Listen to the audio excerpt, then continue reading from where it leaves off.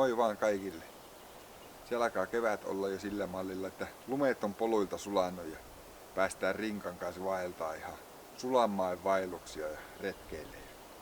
Nyt ollaankin sitten täällä Pihtiputaalla Harjuntakaisen luonnonsuojelualueella ja tämä on osa Suurijärven retkeilyreitistöä, joka lähtee Muurasjärveltä ja kulkee sitten aina tuonne Peuronpolulle asti tai yhdistyy Peuronpolkuun. Tätä aluetta on kehitetty paljon nyt viimeisen vuoden aikana ja viime kesänä vai syksyllä, kun se oli, kun aukesi muun muassa uusi autiotupa ja varaustupa tuonne Suurijärven rantaan ja nyt onkin sitten mulla matka sinne yhdeksi yöksi ja lähdin tuosta Yölammen P-paikan läheltä. En päässyt aivan P-paikalle asti, koska se loppupätkä oli lumeessa tietä, mutta lähettyviltä sieltä lähdin kävelemään ja tarkoitus on nyt sitten kävellä sinne Suurijärven autiotuvalle ensi yöksi ja sieltä sitten huomenna matka jatkuu takaisin. Ei muuta kuin tervetuloa mukaan retkelle.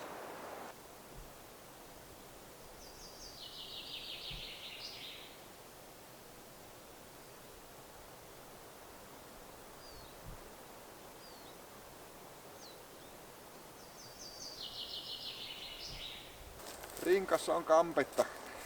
Tuoretta ruokaa on niinku kaksi eri tuoretta ruoka, miksi sitä sanotaan, sanat hukas. Kaksi erillistä, lounas ja päivällinen tuoreista ruuista osia tuolla. Niin pakkasin niitä kotona sitten muovipurkkeihin vähän pienimpiä, ettei tarvi isoja valmispakkauksia ottaa. Tuli jonkun verran ylimääräistä painoa ja korkeutta rinkkaasti sen. Ei se haittaa, kun ollaan tämmöisellä lyhyellä retkellä.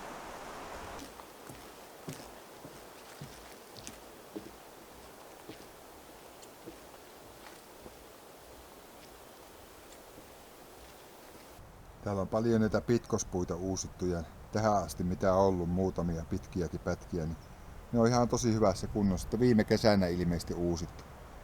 Mukava kyllä kävellä täällä sitten. Hyviä pitkospuita pitkin.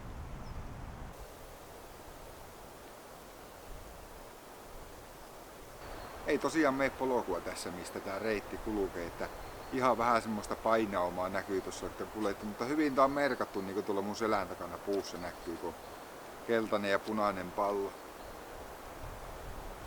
Niin niitä seuraillen sitten, niitä on 20 metrin välein tässä näkyy olevan. Niitä seuraillen. Ehkä siihen muodostuu polku sitten lähivuosia aikaa. Siitä se on tarkoitettu reitti meneväksi.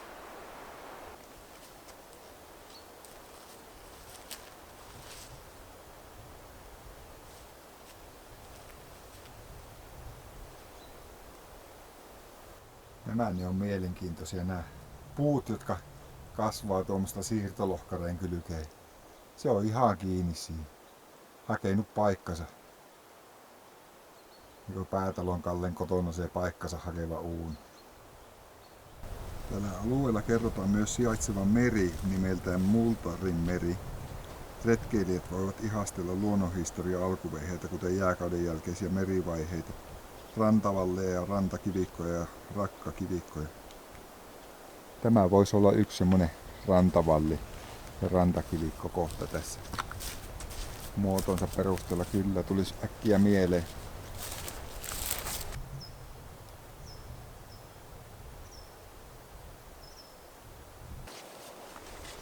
No, tässä on tämä alueen toinen autiotupa, Manun kämppä. Ja kyllä tämä kartassa näkyy, mutta ei tästä oikein niin mitään tietoa löytynyt netistä. Ja vähän päällisin puolin vaikuttaa, että välttämättä käyttäkin, mutta ne ole enää. Manun kämppä on siinä kappas on siinä tommonen tulisija ja laveri, sillä on ihan peitot ja tyynnyt ja pikkusen homeekin haisi.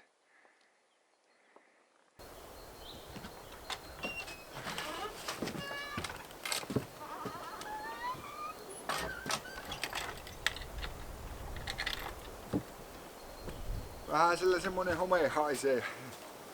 5.4. oli vieraskirjassa päiväys, isä ja poika olleet yötä täällä tuvalla. Itse en nukkusi, sen verran tuoksuu.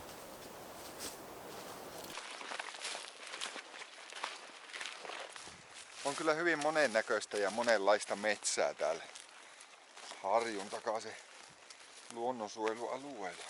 Ei oo isompia suoalueita. Nyt mä yritän miettiä sitä karttaa, niin ei taida tässä luonnonsuojelualueella, ei sen kartan mukaankaan ole niin mitään isompia suoalueita, mutta tässä lähistöllähän on aika valtaviakin soita, mitä karttaa kattelin tuossa kotona.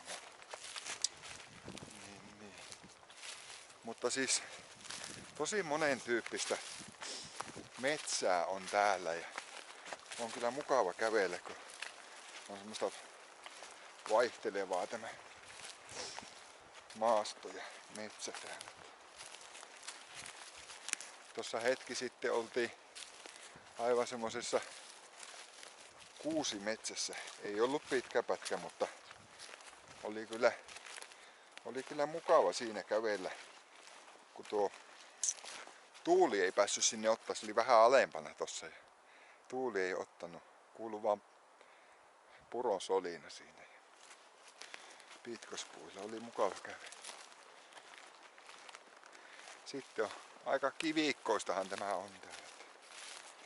Se on ihan hyvä. Isä haittaa.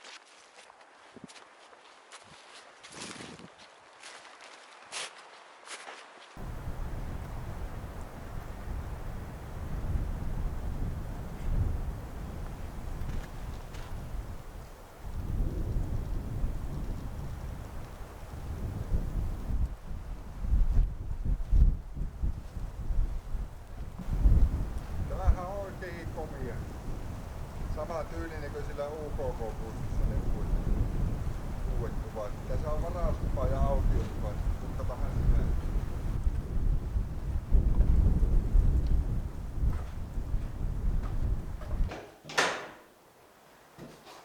Ei, tällähän on. Joo. Tämähän on sama pikkunen tupa. Kyllä vaan. Käydään perään.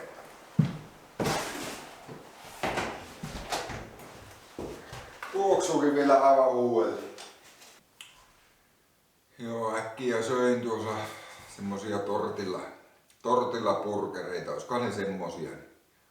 Pari söin tuossa Instagramissa näin semmoset eväät, niin että otan pakko kokeilla.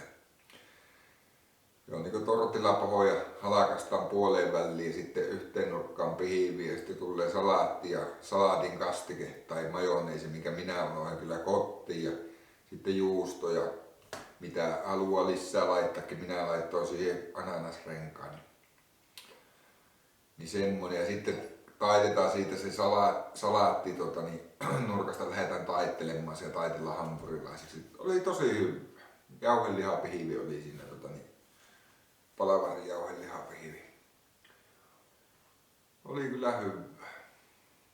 Vähän antaa ruoan laskea ja kiehottaa kahvivettä tuossa ja hörpätä kahvet.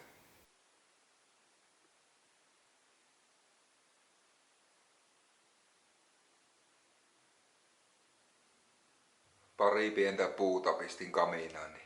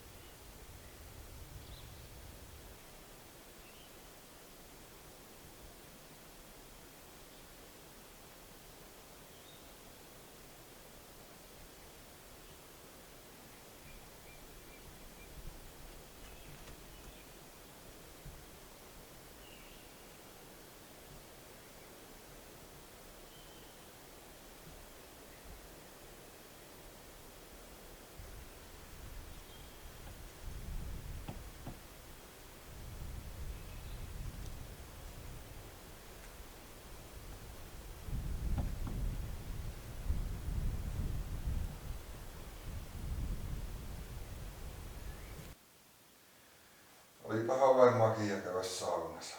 Voi veljeet. Ja hyvät löydyt tuossakin. Aurinko rupesi laskee jo tuonne maille. Meni jo puiden taakse. Kello on tietysti. Paljonko se muuten on? Onhan tuo valtiolle 10 kello. Mukava olla täällä kännykkäverkkojen ulkopuolella. Portalla yhdessä kohtaa ihan pikkusen oli verkko. Koko matkalla tuolla kun käveli, niin ei ollut kännykkäverkkoa eikä tässäkään ole nettiyhteyttä, niin ei pilipata puhelinmuotoja. Saa olla rauhassa. No niin, huomenta vain. Se on yö vietetty tuossa komiassa autiotuvassa ja illalla käyty saunassa. Se oli kyllä mahtavaa. Pääsi saunaan. Nyt on rinkka selässä ja matka jatkuu. Tupa on siivottu ja sauna on siivottu ja vähän puitakin pilikottu seuraavalle. Niin se on mukava seuraavakin sitten tulla nauttimaan saunan lämmöstä ja tupan laverista. Kylläpäs onkin heti mukava kävellä tällä mettässä, kun ei se tuuli ota tänne. Tuossa tuvalla tuuli siinä järven rannassa, mutta täällä ei tule yhtään tällä metässä. On mukava kun linnut laulaa.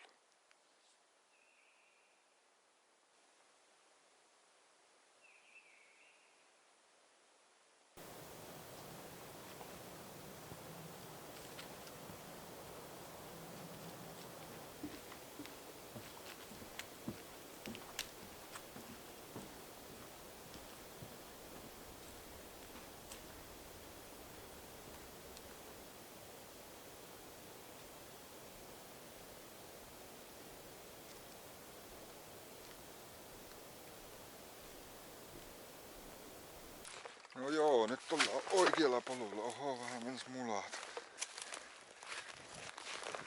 Oikealla polulla on nyt, kun kävelin kilometrin verran väärää polkua. Vähän reilu, sitten piti palata takaisin. Tuossa oli ihan viitoitettu risteys, mutta jotenkin ajattelin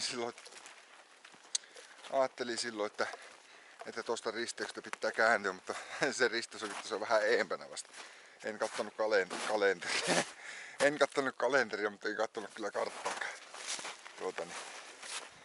Siinä kohtaa, että katsoo vaan viittoja, että joo, että Nuorosen laavu menee tonne, että mun pitää jatkaa toiseen suuntaan. Tuossa olikin yksi risteys liikaa aikaisin. Niin. Hoksasin sitten tuossa sen, kun käveli eteenpäin ja järvelle sitten kuvasin tonne ja katsoin, mutta hetken, että mikäs uusi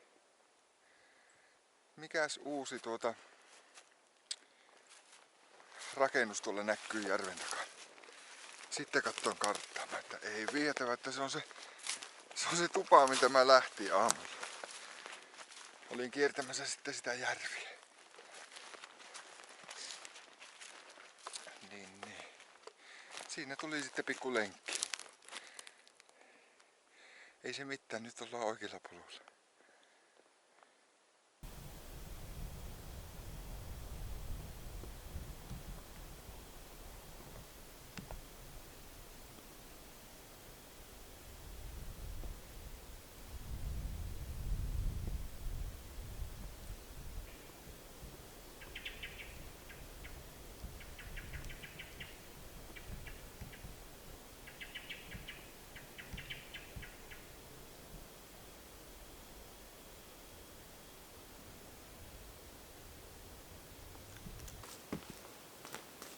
Vuoden 1600 kesällä kristillisen kasteen saanut Pekka Pekanpoika päätti juhlistaa tasavuosia särkemällä hämärät ihmiskasvot Pekkarilan tilan maiden lähellä olevasta imarrekivestä, jota taikauskoiset edelleen palvoivat ihmeitä tekevänä paikkana Seitanaan.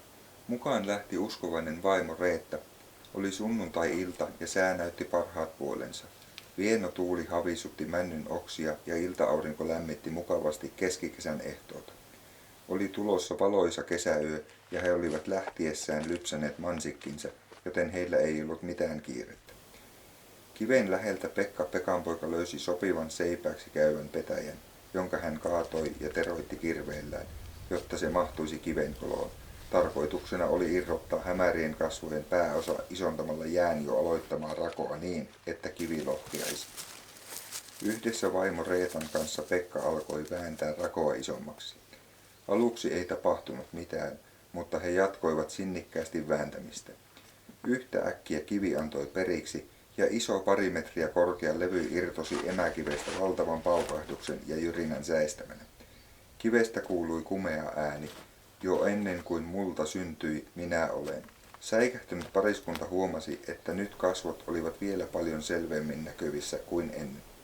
Pekka totesi, olkoon kivi rauhassa minun puolestani.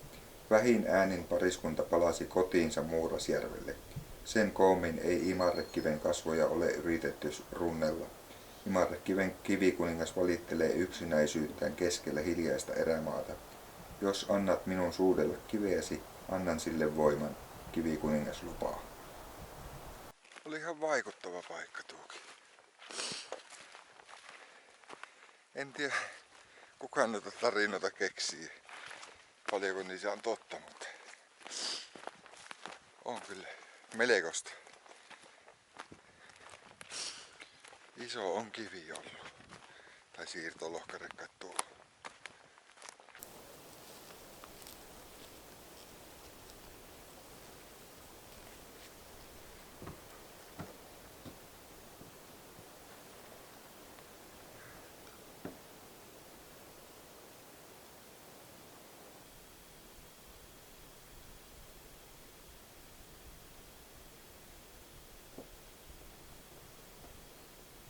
Siihen on tehty tommonen hiljentämistila, mihin voi mennä hetkeksi hiljentymään ja katsella tonne metsää vaan kauaksi, niin kauaksi kun näkyy.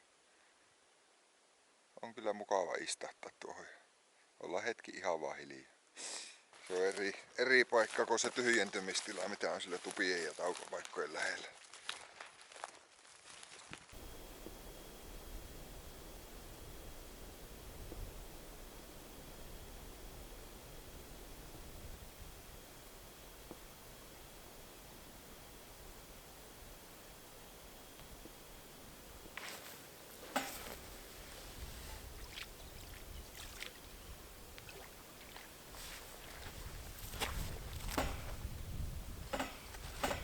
Real Turmatin pulletporkki ja riisinkaisen ruuhi taas.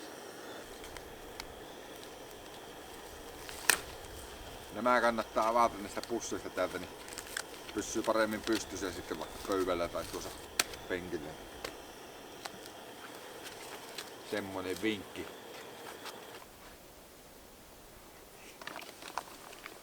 Yhden yön retki tänne Harjun takaisen luonnonsuojelualueelle on tullut nyt päätökseen. On tässä Yölammi tulipaikan ja P-paikan kohdilla ja tähän asti ei autolla päässyt, mulla on auto tuossa vajaan kilometrin päässä sitten ja sen vielä talsin, mutta retki on tullut päätökseen ja päätän tämän videonkin sitten tähän. Tuossa tuli äsken nuo 2 retkeilijää vastaan ja ovat paikallisia ja tietää tämän paikan hyvin. Kysyivät siinä sitten minultakin, että mitä on mieltä tästä retkeilyalueesta. Ja sanoin ihan hetkiäkään miettimään, että Keski-Suomen hienoin retkeilypaikka. Täällä pääsee semmoiseen oikein erämaiseen fiilikseen, kun ei täällä olisiko 2 tai 3 mökkiä ollut tuossa matkalla, ei nekään ihan lähellä ollut, että ei millään tavalla häiritse. Autiotupa oli todella hieno ja sauna oli kans mukava. Lisää siellä päästä saunomaan. Tänne on ehdottomasti tultava toisinkin kerran. Jos ei muuta, niin viimeistään ensi talvena hiihdelee sitten. Oikein paljon kiitoksia videon katselemisesta. Mikäli et ole vielä kanavaa tilannut, pistähän kanava tilaukseen. Nähdään seuraavassa videossa. Kiitoksia näkemiin.